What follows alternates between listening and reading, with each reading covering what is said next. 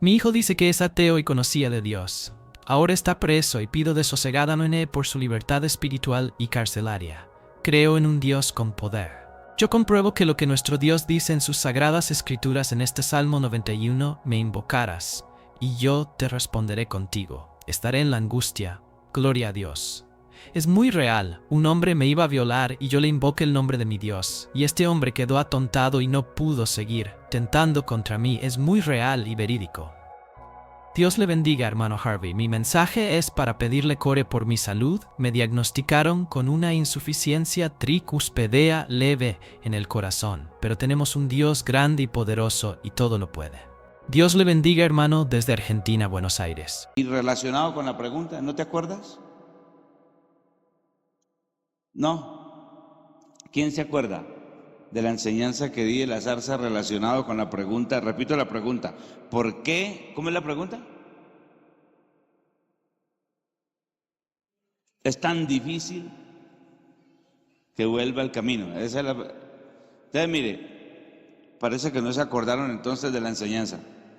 A ver, Dios se manifestó a Israel por medio de un monte que temblaba, ¿cierto?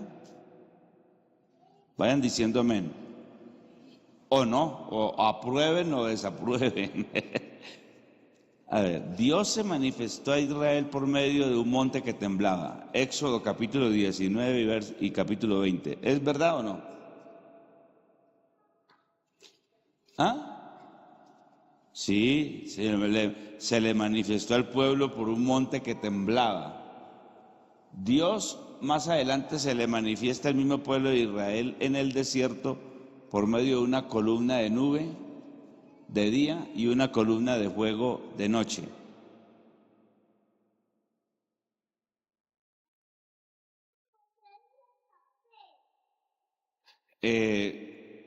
Dios se le manifestó a Jacob en el capítulo 32 de Génesis por medio de un ángel que luchó con él hasta el alba. ¿Recuerdan?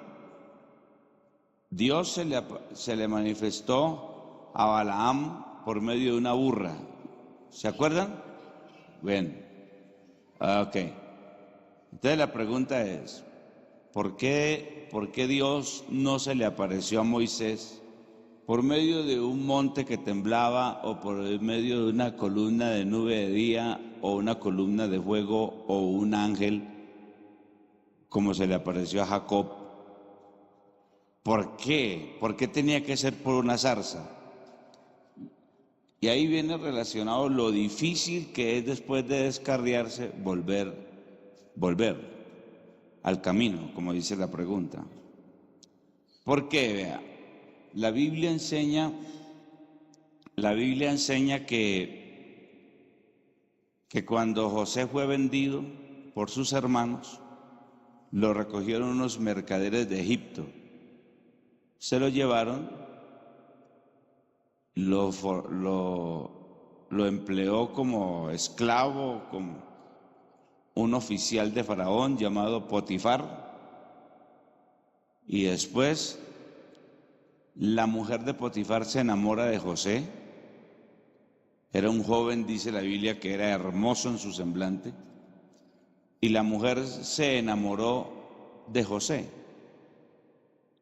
La Biblia dice que esa mujer, como José no le hizo caso a sus insinuaciones, la Biblia dice que aquella mujer lo acusó de que él la había violado, con una prueba que quedó en su mano. ¿Qué prueba tenía?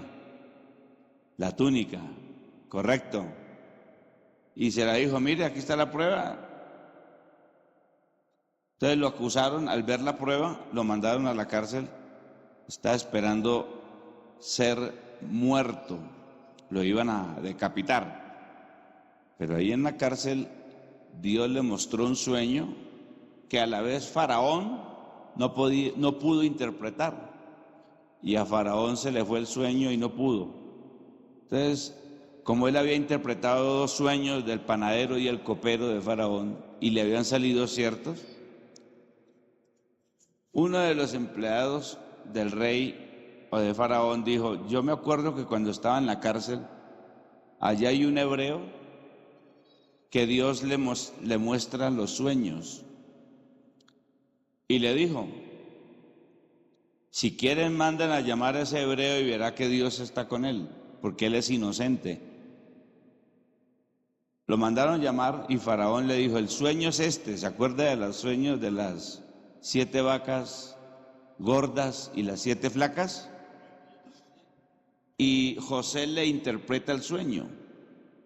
Faraón ve coherencia, ve lógica en el sueño, y por la sabiduría que Dios le dio, lo pone como gobernador de Egipto.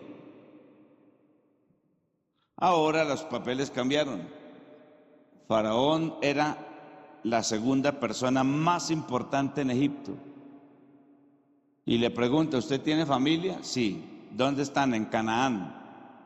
Pero en Canaán se están muriendo de hambre. Y dijo: sí, estoy preocupado por mi papá y mis hermanos. Se están muriendo de hambre en esa tierra. Ya llegaron los 7 años de las vacas flacas. Pero Egipto había hecho lo que había recomendado José: guardar en los graneros, y había abundancia de pan y carne en Egipto y agua. Entonces Faraón le dijo: ¿cuántos son sus familiares? Y José le dice: son 70. Y le dijo: tráigalos.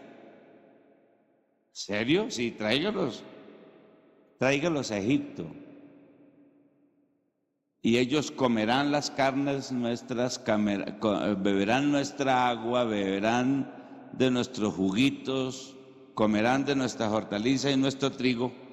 Y entonces digan a los 70 que se vengan para Egipto. Y José le dice al papá, Egipto, Faraón los invita a Egipto, a vivir en Egipto. Y llegó toda la familia. Se asentaron en Egipto. Y ahí donde en Éxodo capítulo 1 dice la Biblia que ese pueblo se empezó a multiplicar. Muere ese Faraón benévolo, amigo de Israel, murió. Y se levantó un Faraón, y también muere José. Y se levantó un Faraón que no conocía a José. Y entonces este Faraón esclavizó al pueblo, los hizo gemir, y ahí donde viene el clamor del pueblo hacia Dios: envíanos un libertador, sácanos de aquí. Y ahí eso ya venía listo en los planes de Dios.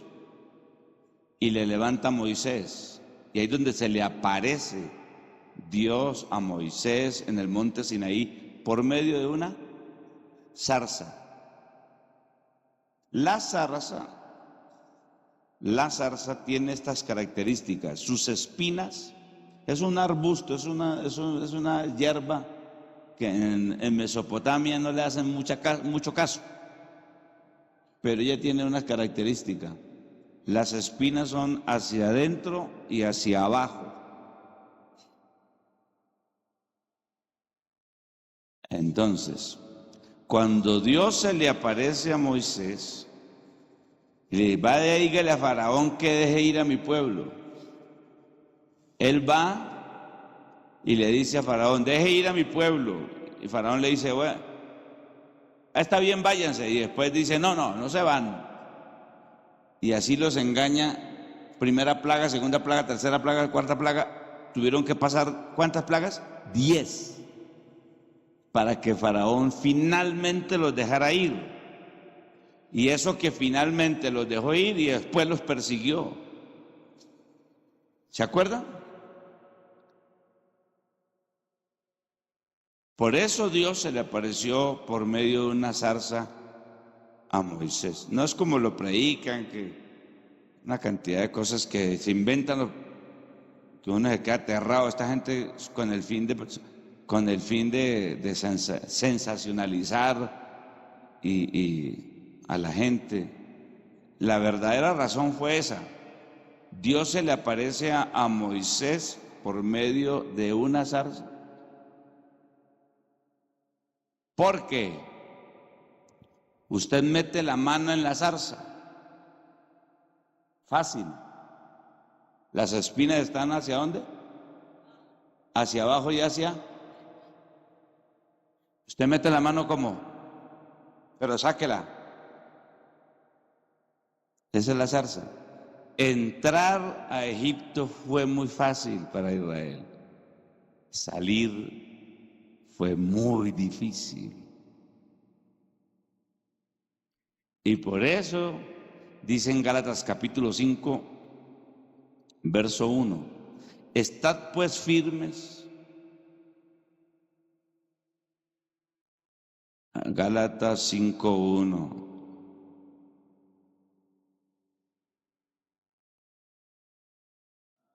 Estad pues firmes en la libertad con que Cristo nos hizo libres, y no estéis otra vez sujetos al yugo de esclavitud. ¿Entrar a Egipto fue difícil o fácil? Diría muy fácil. Y salir, entrar al mundo es muy fácil. Salir del mundo es muy difícil. Amén. Segunda pregunta. ¿Es malo mimar, consentir mucho a los niños? Ahí la misma pregunta lo dice la respuesta. Dios nos consiente como a sus hijos. Pero la Biblia dice que el muchacho consentido es vergüenza de su madre. Dios nos consiente, pero la misma pregunta dice mucho, o sea, en exceso. Uno sí debe mimar a sus hijos, porque Dios nos mima a nosotros. ¿O a usted no lo ha consentido Dios? Somos consentidos del Señor. Él nos mima. Por ejemplo, mire este mimo. Con amor eterno te he amado. ¿Eso no es un mimo? Por lo tanto, te prolongué mi misericordia. Las misericordias del Señor son nuevas cada mañana. Pedid y se os dará. Buscad y hallaréis. Llamad y se os abrirá, porque el que pide recibe, al que llama se le oye. Es decir, Dios nos mima. ¿O no nos mima el Señor? La Biblia enseña que Él recostaba a Juan en su pecho, se le recostaba. ¿Eso es un mimo o no? Pero cuando Él sacó la correa, les dio duro en el templo y les dijo, si no os arrepentís, todos pereceréis igualmente. Los acariciaba, pero también les daba correa, les dio duro. Entonces Dios tiene la medida perfecta. Él nos consiente, pero también nos castiga. No es todo consentimiento, ni es todo castigo. Dios tiene la medida perfecta. La Biblia enseña que consentir al muchacho demasiado eso termina en problemas. La Biblia enseña, por ejemplo, que José cometió un error y Jacob cometió un error. Y ese error que cometió Jacob produjo la destrucción de esa familia. ¿Por qué? Porque la Biblia dice, porque él amaba más a José que a sus hermanos. O sea, José era el niño mimado, consentido en exceso por el viejo Jacob. Y eso produjo, ¿qué produjo? Produjo envidia. Y la envidia, la envidia se transforma finalmente en odio. A ver, eso tiene etapas. Primero, las preferencias causan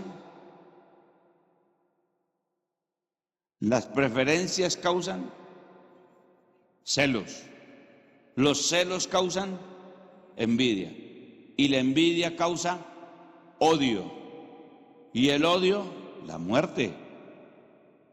Destrucción total. Miremoslo. Génesis capítulo 37. La Biblia enseña.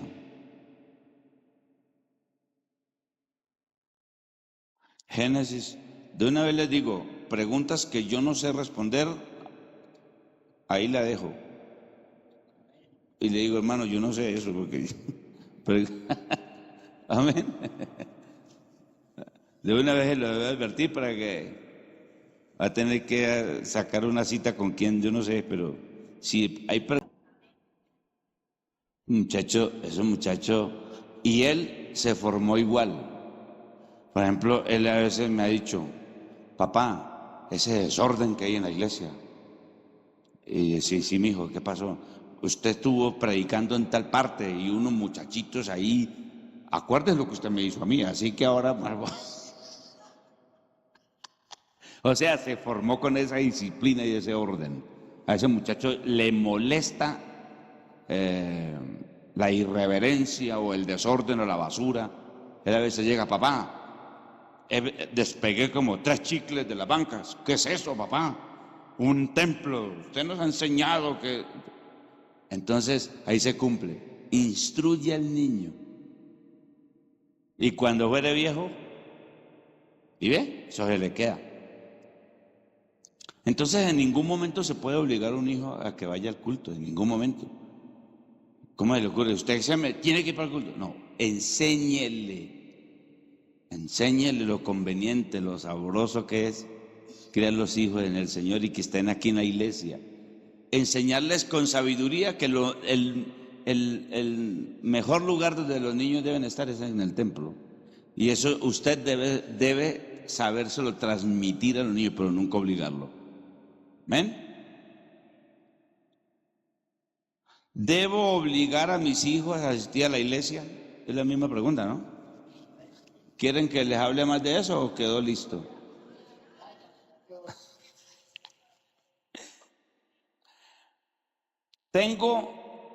Primero leo porque de pronto hay una pregunta como rara. Un momentico.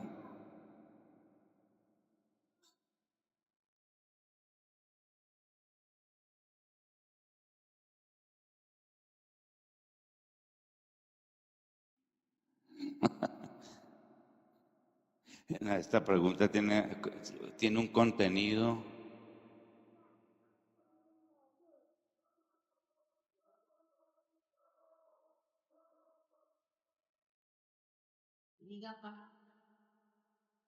No, se puede porque no tiene términos. Sí, se puede. Tengo mis hijos apartados del camino del Señor y viven con sus compañeras en unión libre.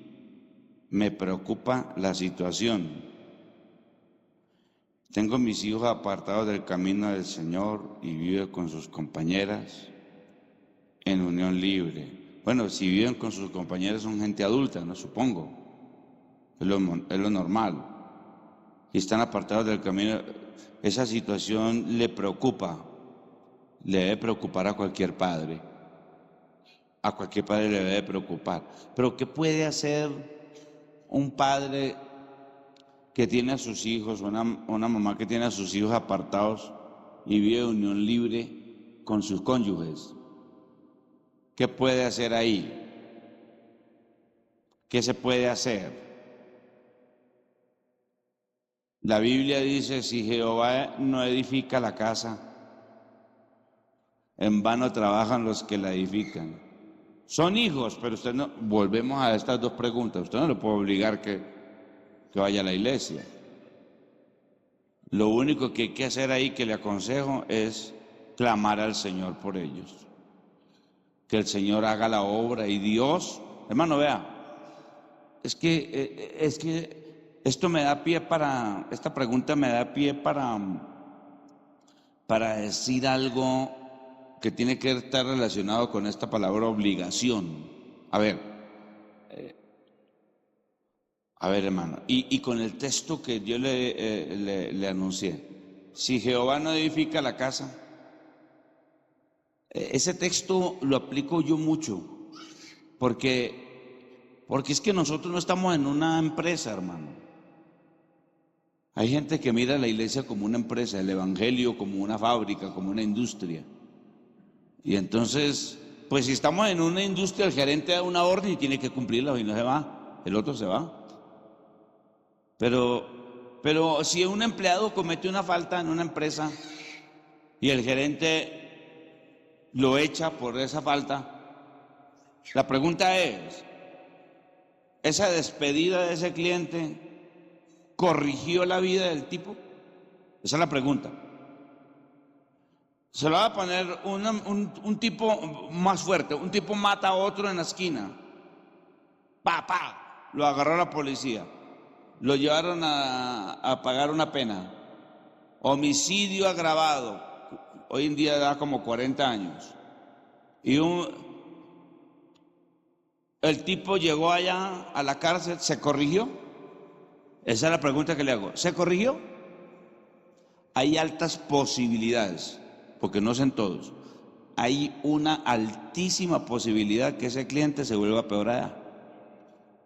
Hay una altísima posibilidad que esa persona, lógicamente no en todos, algunos se han regenerado y por buen comportamiento les han rebajado la pena y no vuelvo a hacer eso y ya.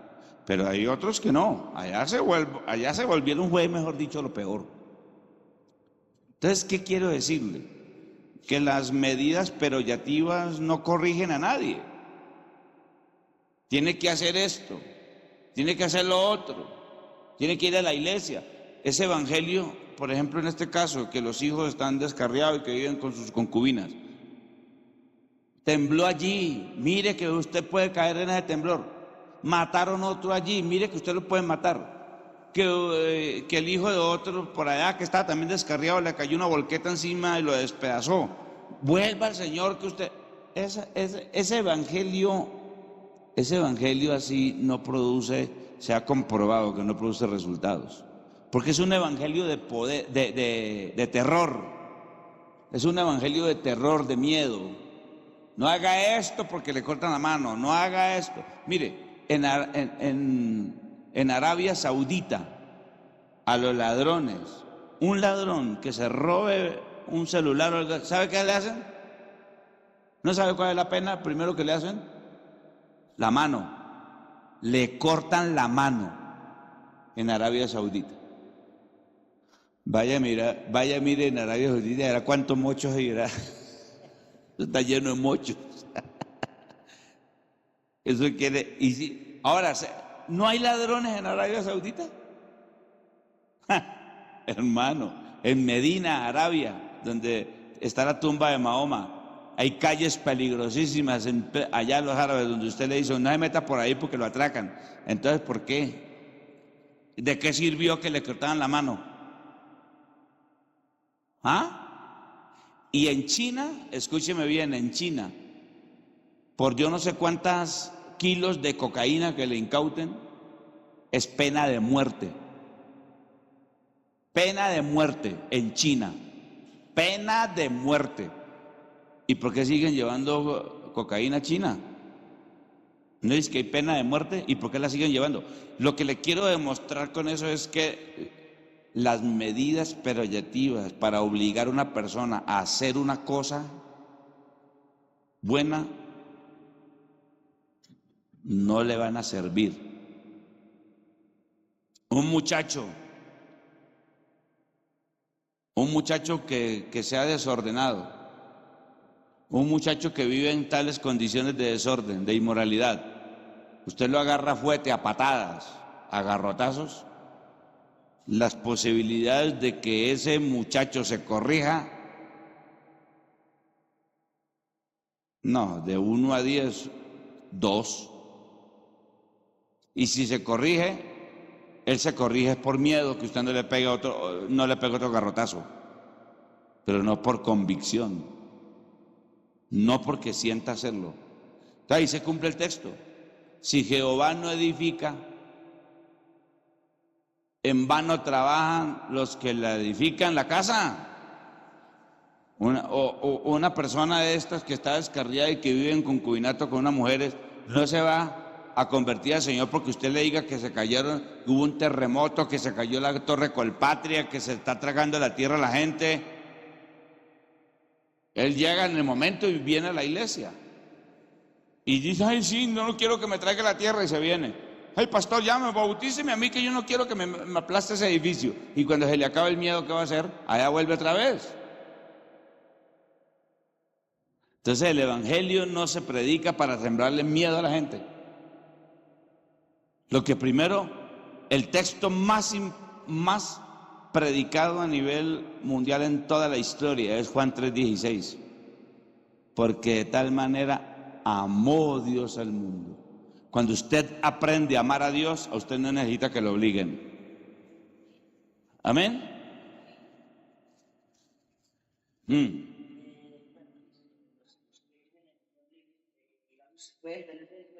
No.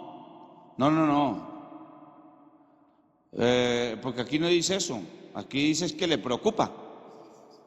Pero si usted es un cristiano en la iglesia, hermano, y tiene hijos que viven en fornicación, usted está cometiendo un gravísimo error. A mis hijos, aunque ninguno, pues, que Dios lo guarde, pero que mis hijos siempre, cuando fueron creciendo, se los fue diciendo a cada uno, a las muchachas, el día que ustedes les dé la locura de apartarse del evangelio, mi casa no está para ustedes, se me van de la casa. Ustedes pueden estar en mi casa desde que ustedes sean fieles al Señor. Del resto, usted verá cómo se las va. ¿Por qué? Porque si usted tiene hijos viviendo en fornicación en su casa, usted es un alcahuete. Y eso trae consecuencias muy serias, hermano. Escogió su vida. No, papá, yo ya tengo mi mujer, entonces págale a pieza o págale hotel, pero aquí en mi casa la respeta. ¿Ya? El hijo de pobrecito, entonces ¿por qué no el hijo, cuando vivió en unión libre no dijo usted, pobrecito mi papá que alaba a Dios? Eso sí no lo dijo. Entonces no, eligió su vida, verá cómo responde, pero mi casa me la respeta. ¿Amén o no? Sigamos. ¿Qué hacer? Primero la leo.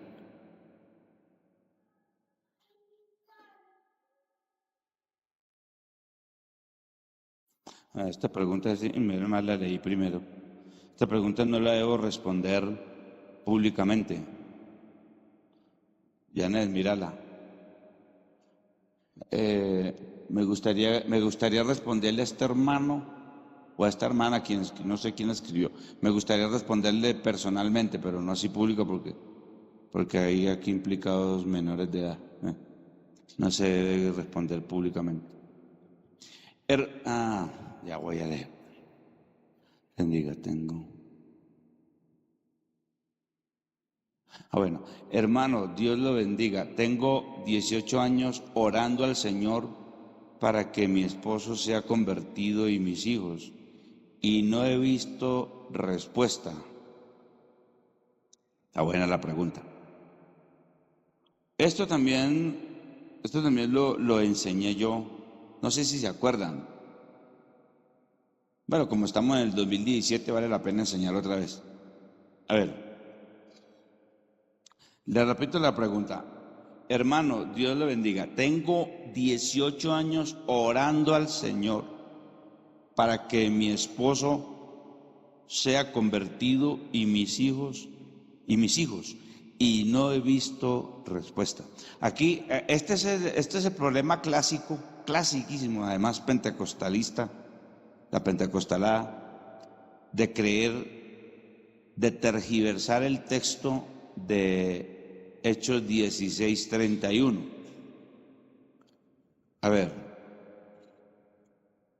cuando dice el hermano o la hermana, y no he visto respuesta, bueno, si me preguntaran por que alguien tiene una enfermedad y no ha sido sanado, o que iba a montar un negocio y no se ha podido porque no ha tenido capital, etcétera, etcétera, pues yo le respondería conforme es, pero dice, no he visto respuesta en cuanto al esposo y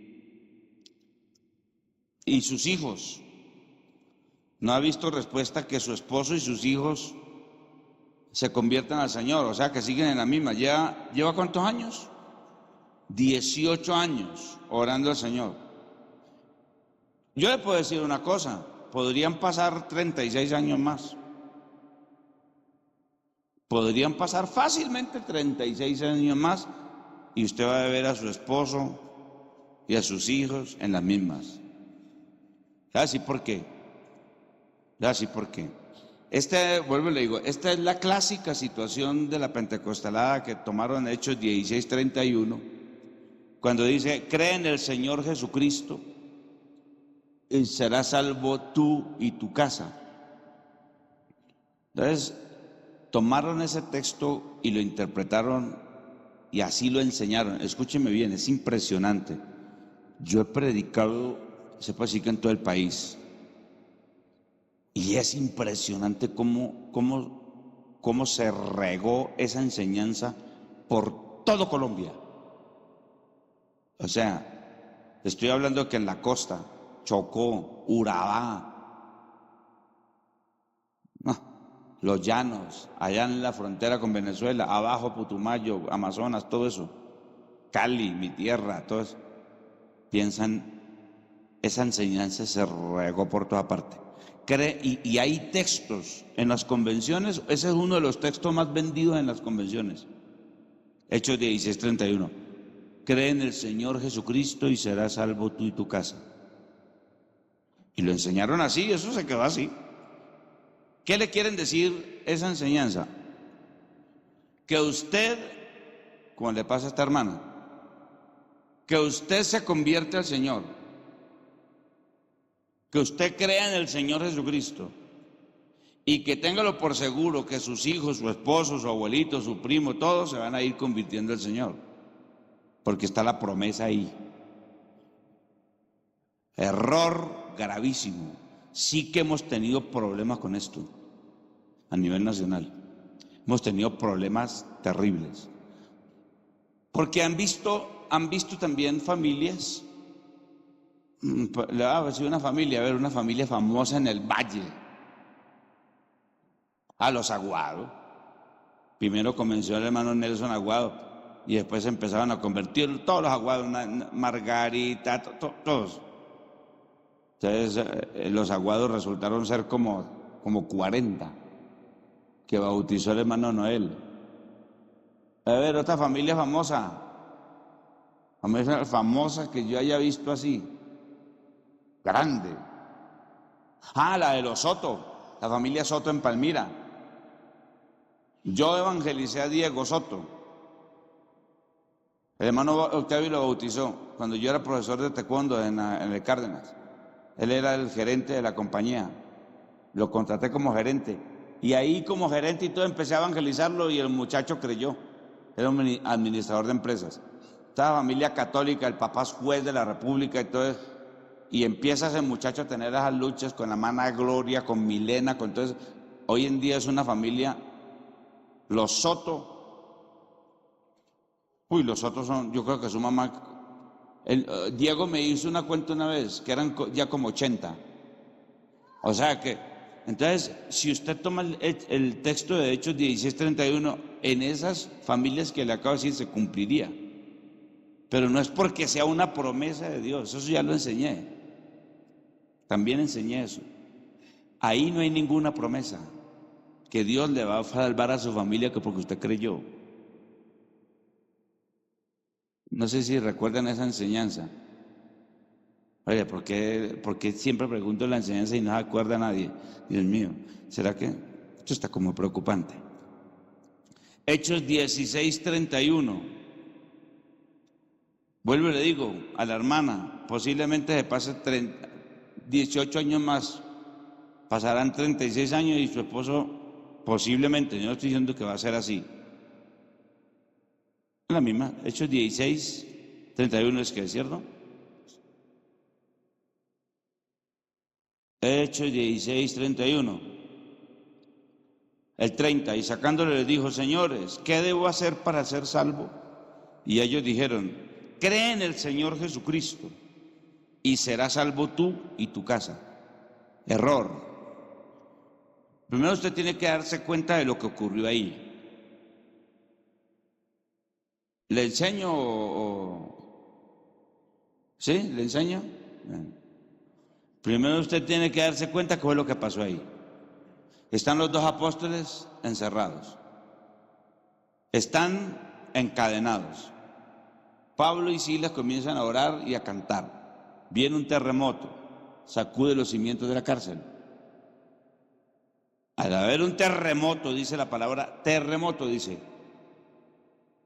Entonces se sacuden los cimientos. Al sacudirse los cimientos de la cárcel, pues naturalmente los muros, los cepos se van abajo.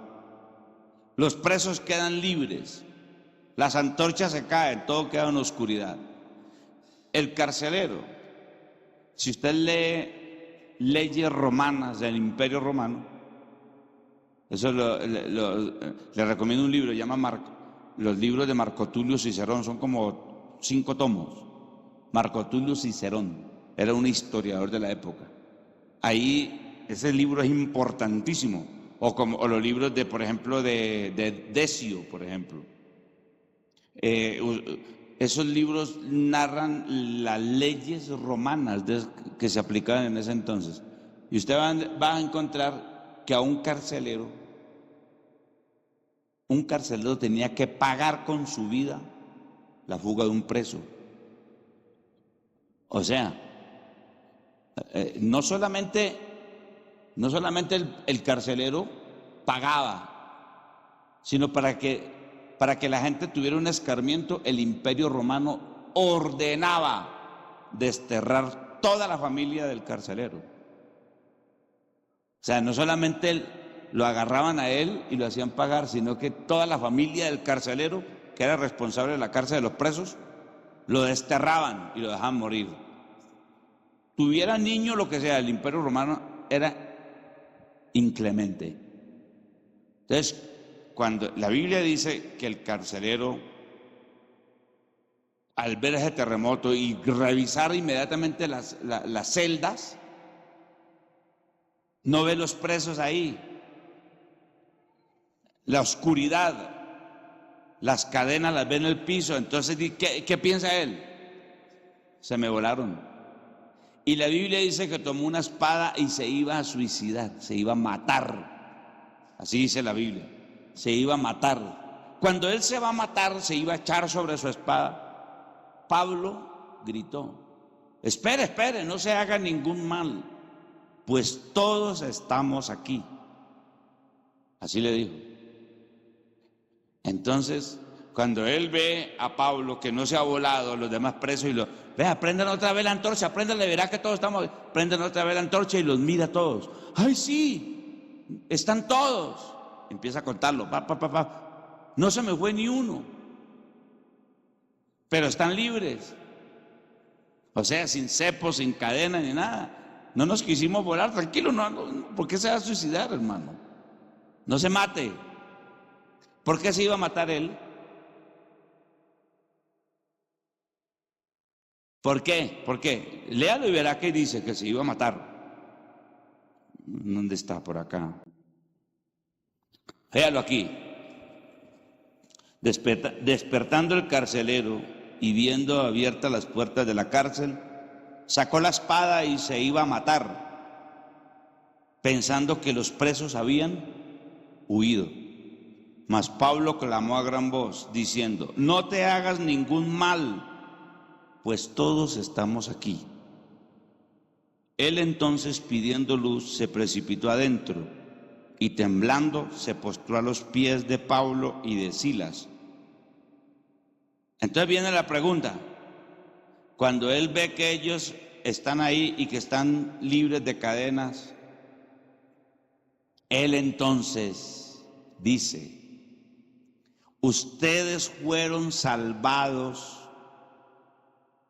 de la cárcel sin nadie mover un solo dedo. Están sin cepos, están sin cadenas. Si usted, en otras palabras, si ustedes hubieran querido, se vuelan. ¿Cómo hicieron para ser salvos ustedes? ¿Salvos de qué? ¿Salvos de qué? La palabra salvo ahí no se refiere a salvación del alma. Es una salvedad de una situación, de un peligro de muerte. Es como, por ejemplo, Éxodo capítulo 15, que habla de que María y Moisés danzaron y cantaron, y esas palabras de los salmos: Jehová es mi salvación, por ejemplo. Entonces la gente, lógicamente nosotros sabemos en nuestro tiempo, en la dispensación de la gracia, que esas promesas se deben tomar espiritualmente, pero el pueblo de Israel, cuando la Biblia habla de salvación, mirad y ved la salvación de Jehová, Éxodo capítulo 14, ahí no está hablando de la salvación del alma. Cuando ellos cantaban, por ejemplo, ese cántico que hicieron ellos, hemos visto la salvación de Jehová, no se está refiriendo a la salvación del alma. Están cantando de la salvación de la muerte, la salvación de la esclavitud. ¿Me hago entender? Ellos no cantaban sobre la salvación del alma. Ya para nosotros, por eso dice 1 Corintios 10, 4 en adelante, estas cosas se escribieron como ejemplo para nosotros. Entonces nosotros ya sabemos que Jehová es nuestro libertador, no solamente de Faraón. Sabemos que Faraón es Satanás, sabemos que Egipto es el mundo, pero ellos en ese entonces no estaban pensando en eso. Era un pueblo físico. Y ellos cantan celebrando la victoria de Dios sobre los enemigos. Hoy en día sabemos que ya Pablo enseña en Efesios capítulo 6 que no tenemos lucha contra sangre y carne, etcétera, etcétera. Pero ellos entonces no estaban pensando en eso. Los cánticos en ritmo de polka, que son la mayoría de los del pueblo de Israel, que cantaron un 2x4 en polka, pam, pam. Por ejemplo, echó a la mar, aunque perseguía, jinete y caballo, echó a la mar. Esos salmos, esos himnos, no hablan nada de la salvación del alma. El pueblo de Israel está cantando salvación de Dios de sus enemigos, de la guerra. Amén. Ya nosotros lo cantamos así porque sabemos cuáles son los verdaderos enemigos de nosotros. Entonces ya listo, cantamos, ahí está bien. Es la misma palabra salvación que aparece en Hechos 16. Varones hermanos, ¿qué debo hacer para ser salvo? El tipo en ese momento no le han hablado de la palabra de Dios, es un romano, no entiende nada, la salvación del alma. Él está hablando del ¿qué debo hacer para ser salvo de la ira del emperador? Amén. ¿Me estoy haciendo entender? Entonces Pablo, como era un evangelista, un predicador, aprovecha la situación y le dice: vea, nótese que nosotros, sin usar una cegueta, ni usar porros, ni martillos, estamos libres de cadenas. A ver, ¿quién nos salvó a nosotros? Pues el Dios de ustedes. Bueno, entonces Pablo dice: cree en el Señor Jesucristo, así como nosotros creímos y fuimos salvos. Hubiera querido volarnos, nos habíamos volado. Cree en el Señor Jesucristo y serás salvo tú y toda su familia. Salvo de la ira del emperador, salvo de las cadenas, salvo de la muerte, salvo de las heridas, salvo de todo. Dios nos salva de todo. Ahora el verso 32, nótese que antes en el 31 ellos no le han hablado. Nótese el verso 32. y le hablaron, o sea, además de decirle que el Señor salva de cadenas y de cárceles y de todo, dice, y le hablaron la palabra del Señor a él y a todos los que estaban en su casa. Y él, tomándolos en aquella misma hora de la noche, les lavó las heridas y enseguida se bautizó con él todos los suyos. Pregunta, ¿por qué se bautizó? ¿Cuál fue la causa que ese señor y esa familia se bautizaron? ¿Al ver las cadenas que se soltaron? La respuesta está en el 32. Le hablaron la palabra del Señor. Entonces, Dios no le ha prometido salvación a nadie, a su familia. Dios no le está prometiendo salvación a usted. Si usted quiere que su mamá y su papá sea salvo, le va a tener que predicar la palabra de Dios. Porque nadie es salvo por herencia. Nadie es salvo por herencia. Le voy a leer algo acá. Por ejemplo, leamos Romanos capítulo 13. Estas preguntas están buenas, ¿cierto? Romanos capítulo 13. Ahí dice que cada uno dará cuenta a Dios. Hereda.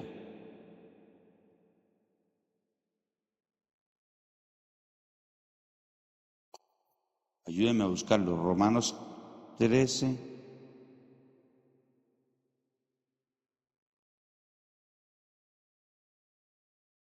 O el 14, hombre. No están. No, es que creo que es el 13. Porque cada uno. 14:2. Porque uno. ¿14 qué? 12.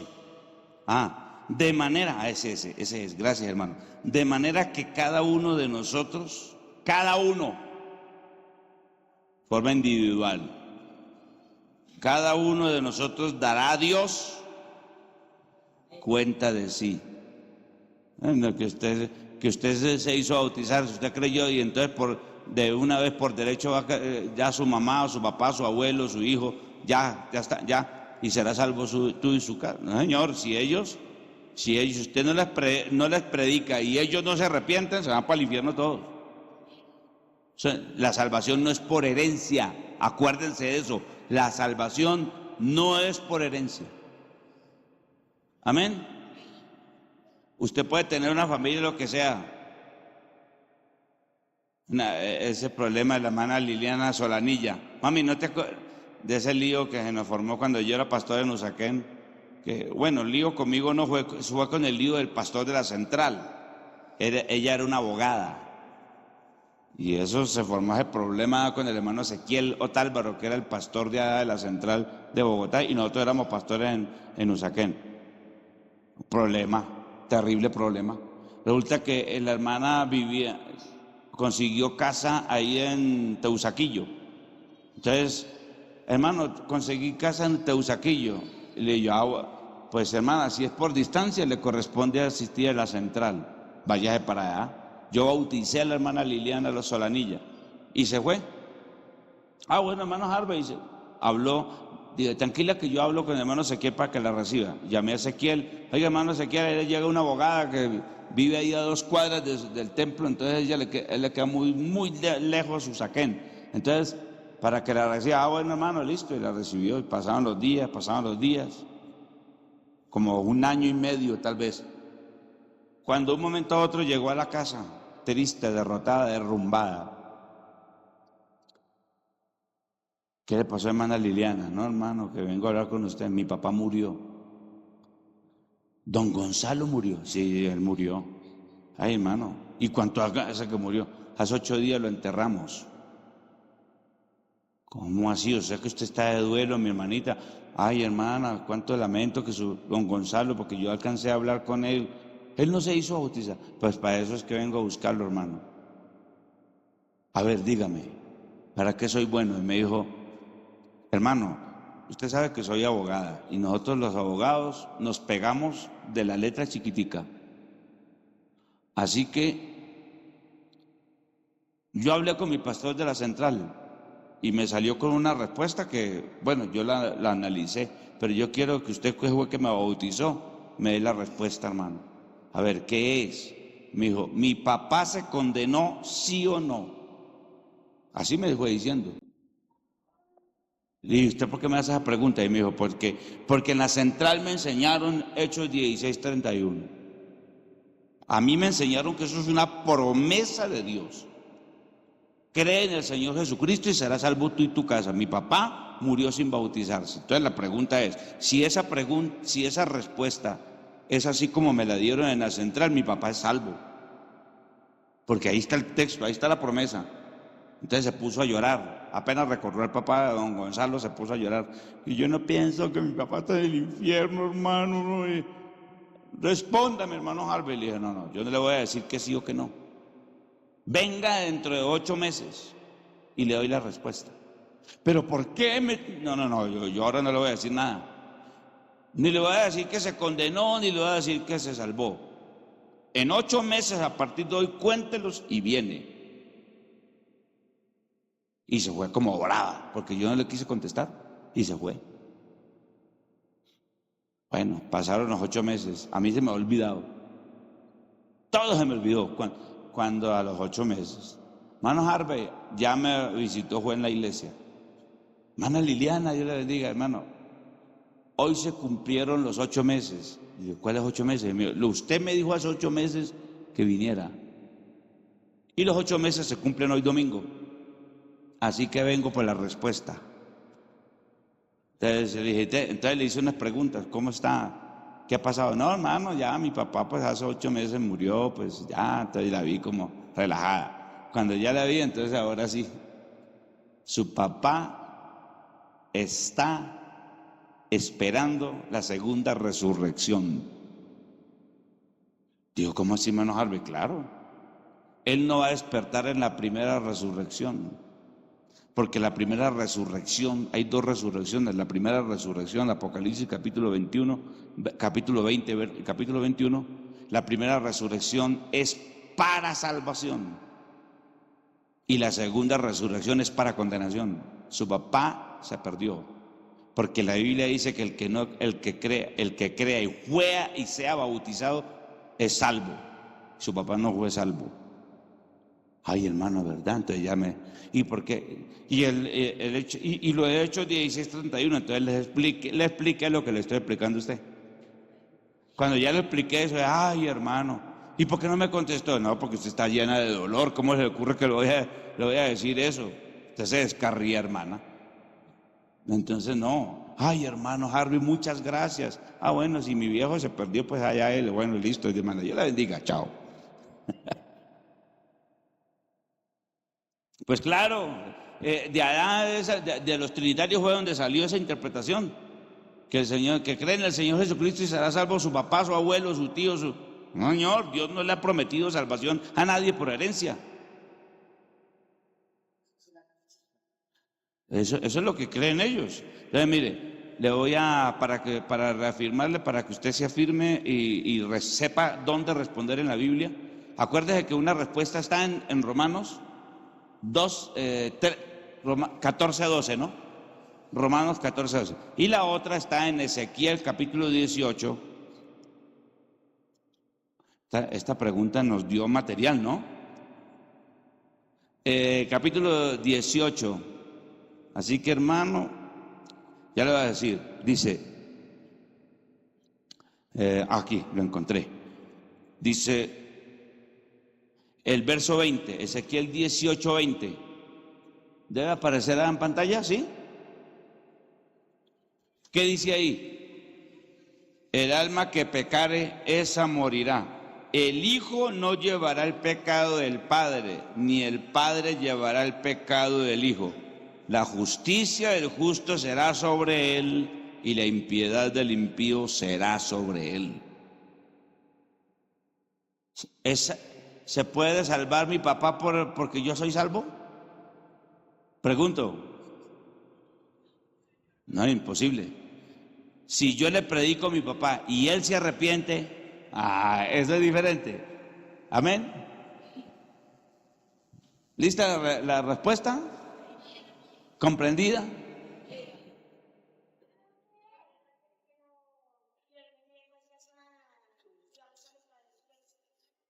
No, eso es lo que acabamos de leer. El Padre no llevará el pecado del Hijo, ni el Hijo llevará el pecado del Padre. Y lo que leímos en Romanos 14:12, cada uno dará cuenta a Dios de sí. O sea, con mucho gusto. O sea que su papá no puede dar cuenta a Dios de usted, ni el hijo del papá. Cada uno. Verá cómo se las entiende. Porque hay familias numerosas que se convirtieron, sencillo, porque el que primero se bautizó les habló a todos y dio buen testimonio. Porque esa es otra. Ahora, usted no puede meter a la fuerza al hermano o a la hermana. Usted no puede, yo lo he predicado, no trate de meter a la fuerza al reino de los cielos a nadie. Por eso dice, quedó escrito en Génesis capítulo 19. Creo que es el verso 12, Carlitos, creo que es Génesis 19, 12, creo yo que es ese. Vamos a ver si es ese. Génesis 19, creo que le dije.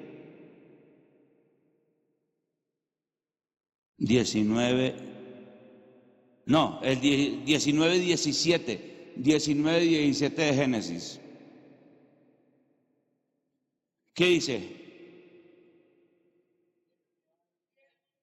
Cuando los hubieron llevado fuera dijeron, escapa por la vida de quién. Escapa por tu vida, no mires tras ti, ni pares en toda esta llanura. Escapa al monte, no sea que perezcas. Su papá no puede ser salvo porque usted es salvo. Ni yo soy salvo porque mi mamá es salva. Escape por su vida, mi hermano. ¿Amén o no? ¿Quedó claro? Bueno. ¿Qué pregunta es? Pregunta María Rueda. Sí. ¿Es necesario ser sellado para servir en el altar? Sí es necesario. La Biblia enseña que para partir el pan y servir en el culto levítico tenía que ser ungido con aceite de olivas. La Biblia enseña en Romanos 9 que el olivo principal es Jesucristo, es Dios.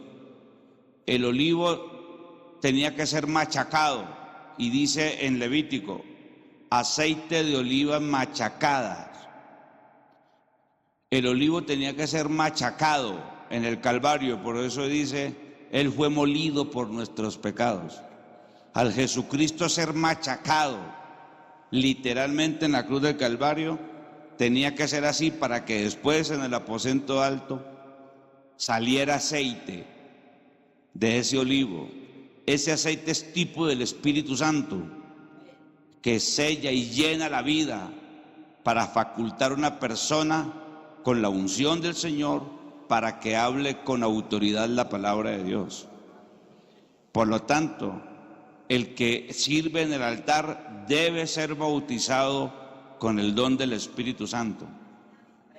Esa es la respuesta. Amén. Esta pregunta, ¿una persona puede ser salva sin ser bautizado? La respuesta es lógica. No puede ser salva. Porque la Biblia dice en Marcos 16:16 o 16:15. Id por todo el mundo y predicad el evangelio a toda criatura. El que creyere y fuere bautizado será salvo. Mas el que no creyere, quiere decir, ojo con ese pedacito ahí, mas el que no creyere será condenado. Quiere decir que el que no se bautiza porque no cree, será condenado. Y dos, la Biblia enseña en Hechos capítulo 2, versos 37-38. Al oír esto se compungieron de corazón y dijeron a Pedro y a los demás apóstoles, varones hermanos, ¿qué haremos? ¿Para qué? Ahí sí, no se refiere a una cárcel, se refiere a la salvación del alma. Y dice, y Pedro les dijo, arrepentíos y bautícese cada uno de vosotros para perdón de los pecados. Si no se bautiza, entonces los pecados fueron perdonados. No. Entonces, por lo tanto, la Biblia dice en Apocalipsis 21 que no entrará en esa ciudad cosa inmunda. Se necesita el bautismo, que es tipo de la muerte, sepultura y resurrección de Jesucristo, para que andemos en vida nueva, para poder ser salvos. Entonces, y la Biblia dice, primera de Pedro 3:21, dice, el bautismo que corresponde a esto ahora nos salva, no quitando las inmundicias de la carne, sino como la aspiración de una buena conciencia hacia Dios por la resurrección de Jesucristo. Claro, mi hermano querido. Si yo soy bautizado, pero no he sido sellado y de pronto, o sea, me muero sin ser sellado, ¿puedo ser salvo? Sí puede ser salvo. El sellamiento, eso ya lo enseñé aquí en la iglesia, que una cosa es la obra del Espíritu Santo y otra cosa es la llenura del Espíritu Santo. Pero eso es un tema que quiero deleitarme sacándole todos los pedacitos en una dominical, porque es un problema también a nivel nacional. Bueno, listo. El hermano César, el hermano Gabriel, perdón.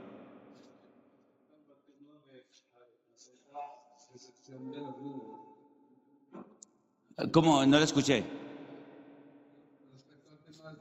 Ajá. Respecto al tema del bautismo, sí.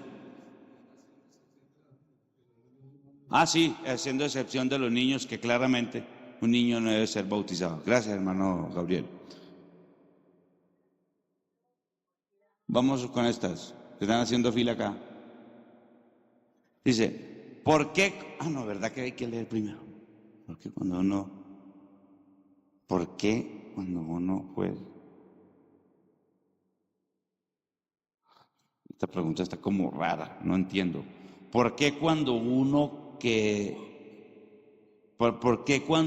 fue sellado con el Espíritu, cuando se reconcilia no siente el Espíritu Santo? Ah, ya. A ver, ese es el problema por el cual muchos hijos miran fotos,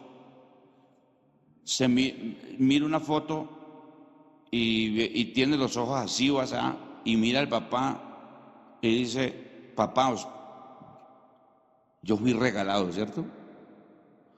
Porque mi hijo me dice, porque yo no me parezco a usted.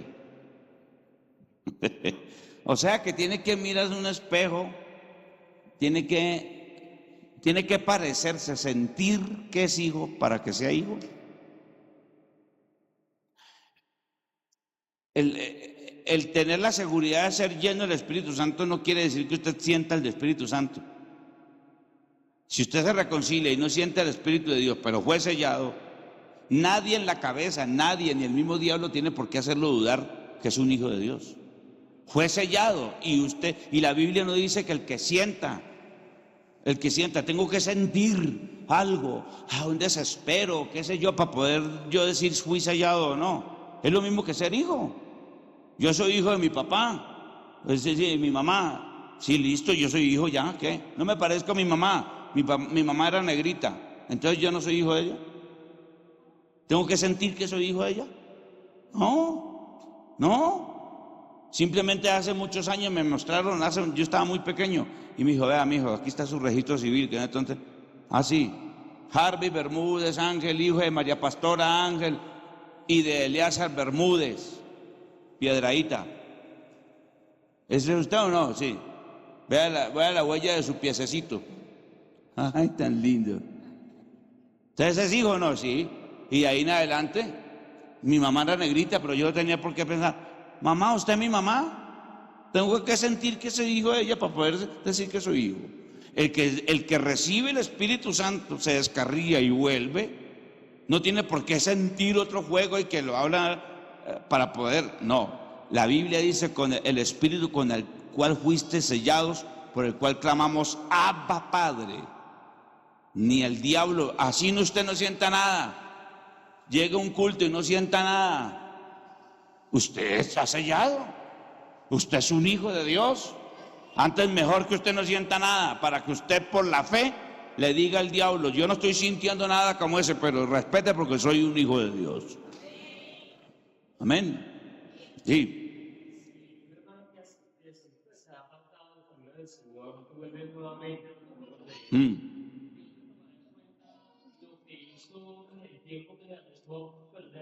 No, hermano. La Biblia enseña lo contrario, mi hermano querido.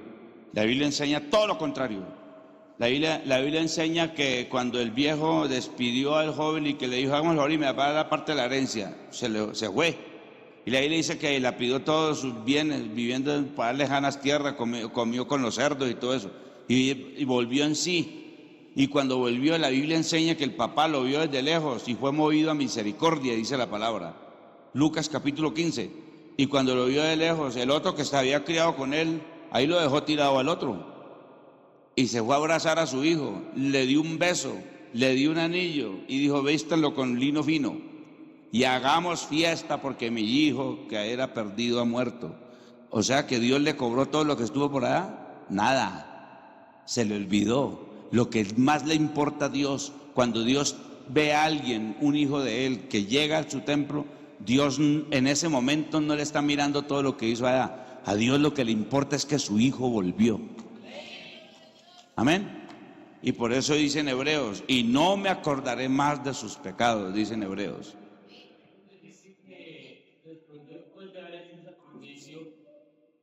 Eso está en Hebreos capítulo 5, que pisotear la sangre de Cristo. Pisotear la sangre de Cristo se refiere a las blasfemias. Blasfemar el nombre del Señor y el sacrificio de Cristo en la cruz de Calvario. No quiere decir que una persona que peque y se descarría está pisoteando. Pisotear la sangre de Cristo es más grave, porque dice que ya no queda sacrificio por los pecados. Entonces, porque ya de conciencia lo hace burlándose, y eso es una blasfemia.